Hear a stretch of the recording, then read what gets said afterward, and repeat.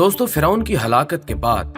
بنی اسرائیل اس کے پنجے سے آزاد ہو کر سب ایمان لائے اور حضرت موسیٰ علیہ السلام کو خداوند کریم کا یہ حکم ہوا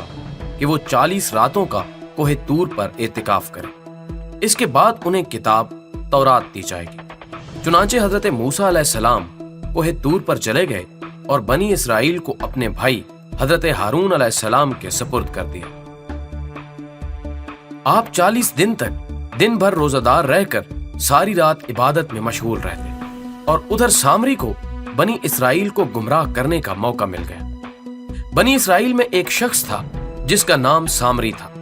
جو طبعی طور پر نہایت گمراہ کن آدمی تھا۔ اس کی ماں نے برادری میں رسوائی و بدنامی کے ڈر سے اس کو پیدا ہوتے ہی پہاڑ کے ایک غار میں چھوڑ دیا تھا، اور حضرت جبرائیل علیہ السلام نے اللہ کے حکم سے اس کو اپنی انگلی سے دودھ پلا کر پالا تھا، اس لیے یہ حضرت جبرائیل علیہ السلام کو پہچانتا تھا۔ اس کا پورا نام موسیٰ سامری تھا، اور حضرت موسیٰ علیہ السلام کا نام بھی موسیٰ ہے۔ موسیٰ سامری کو حضرت جبرائیل علیہ السلام نے پالا تھا، اور حضرت موسیٰ علیہ السلام کی پرورش فرعون کے گھر میں ہوئی تھی۔ مگر خدا کی شان کہ فرعون کے گھر میں پرورش پانے والے موسیٰ علیہ السلام تو خدا کے رسول ہوئے، اور حضرت جبرائیل علیہ السلام کا پالا ہوا موسیٰ سامری کافر ہوا، اور بنی اسرائیل کو گمراہ کر کے اس نے بچڑے کی پوجا کرائی۔ اس بارے میں کسی عارف نے کیا خوب کہا ہے،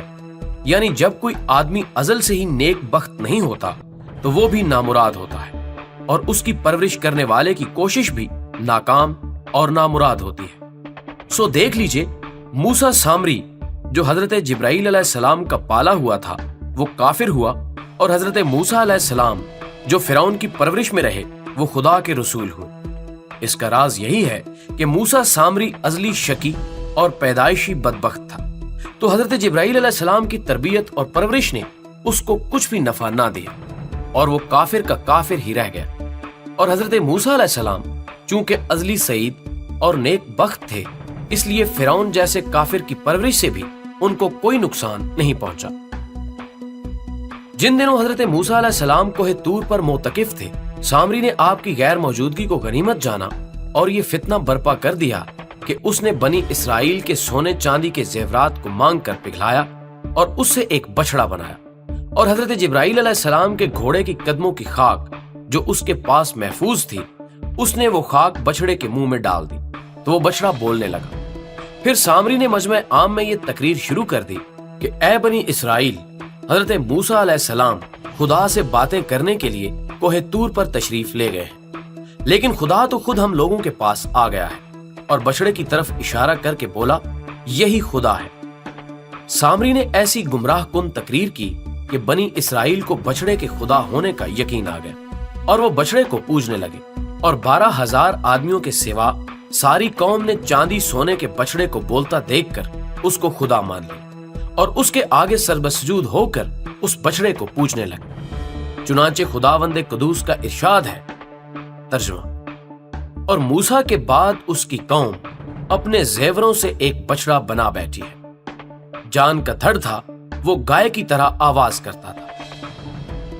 جب 40 دنوں کے بعد حضرت موسیٰ علیہ السلام خدا عز و جل سے ہم کلام ہو کر اور تورات شریف ساتھ لے کر بستی میں تشریف لائے اور قوم کو بچڑا پوجتے ہوئے دیکھا تو آپ پر بے حد غضب و جلال طاری ہو گیا۔ آپ نے جوش غضب میں اپنے بھائی حضرت ہارون علیہ السلام کی داڑھی اور سر کے بال پکڑ کر گھسیٹنا اور مارنا شروع کر دیا، اور فرمانے لگے کہ کیوں تم نے ان لوگوں کو اس کام سے نہیں روکا۔ حضرت ہارون علیہ السلام معذرت کرنے لگے، جیسا کہ قرآن مجید میں ہے، ترجمہ، کہا، اے میرے ماں جائے،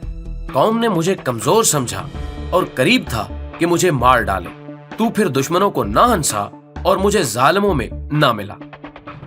حضرت ہارون علیہ السلام کی معذرت سن کر حضرت موسیٰ علیہ السلام کا غصہ ٹھنڈا پڑ گیا۔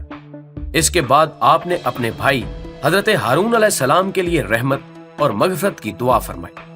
پھر آپ نے اس بچڑے کو توڑ پھوڑ کر اور جلا کر اور اس کو ریزہ ریزہ کر کے دریا میں بہا دیا۔ پھر اللہ تعالیٰ کا یہ حکم نازل ہوا کہ جن لوگوں نے بچڑے کی پرستش نہیں کی ہے وہ لوگ بچڑا پوجنے والوں کو قتل کریں۔ چنانچہ سامری سمیت 70,000 بچڑے کی پوجا کرنے والے قتل ہو گئے۔ اس کے بعد یہ حکم نازل ہوا کہ حضرت موسیٰ علیہ السلام 70 آدمیوں کو منتخب کر کے کوہ طور پر لے جائیں اور یہ سب لوگ بچڑا پوجنے والوں کی طرف سے معذرت طلب کرتے ہوئے یہ دعا مانگے کہ بچڑا پوجنے والوں کے گناہ معاف ہو جائیں۔ چنانچہ حضرت موسیٰ علیہ السلام نے چن چن کر اچھے 70 آدمیوں کو ساتھ لیا اور کوہ طور پر تشریف لے گئے۔ جب کوہ طور پر طلب معذرت و استغفار کرنے لگے تو اللہ تعالیٰ کی طرف سے آواز آئی کہ اے بنی اسرائیل، میں ہی ہوں، میرے سوا تمہارا کوئی معبود نہیں۔ میں نے ہی تم لوگوں کو فرعون کے ظلم سے نجات دے کر تم لوگوں کو بچایا ہے، لہٰذا تم لوگ فقط میری ہی عبادت کرو اور میرے سوا کسی کو مت پوجو۔ اللہ تعالیٰ کا یہ کلام سن کر یہ 70 آدمی ایک زبان ہو کر کہنے لگے کہ اے موسیٰ، ہم ہرگز آپ کی بات نہیں مانیں گے جب تک ہم اللہ تعالیٰ کو اپنے سامنے نہ دیکھ لیں۔ یہ 70 آدمی اپنی ضد پر بالکل اڑ گئے کہ ہم کو آپ خدا کا دیدار کرائیے، ورنہ ہم ہرگز نہیں مانیں گے کہ خداوند عالم نے یہ فرمایا ہے۔ حضرت موسیٰ علیہ السلام نے ان لوگوں کو بہت سمجھایا، مگر یہ شریر و سرکش لوگ اپنے مطالبے پر اڑے رہ گئے، یہاں تک کہ اللہ تعالیٰ نے اپنے غضب و جلال کا اظہار اس طرح فرمایا کہ ایک فرشتہ آیا، اس نے ایک ایسی خوفناک چیخ ماری کہ خوف و ہراس سے لوگوں کے دل پھٹ گئے اور یہ 70 آدمی مر گئے۔ پھر حضرت موسیٰ علیہ السلام نے خداوند عالم سے کچھ گفتگو کی اور ان لوگوں کے زندہ ہو جانے کی دعا مانگی تو یہ لوگ زندہ ہو گئے۔ ناظرین محترم، ہم امید کرتے ہیں کہ آج کی یہ ویڈیو بھی آپ کو پسند آئی ہوگی۔ اسے دوستوں کے ساتھ شیئر کیجیے اور کمنٹ باکس میں ہمیں اپنی تجاویز سے ضرور آگاہ رکھیے گا۔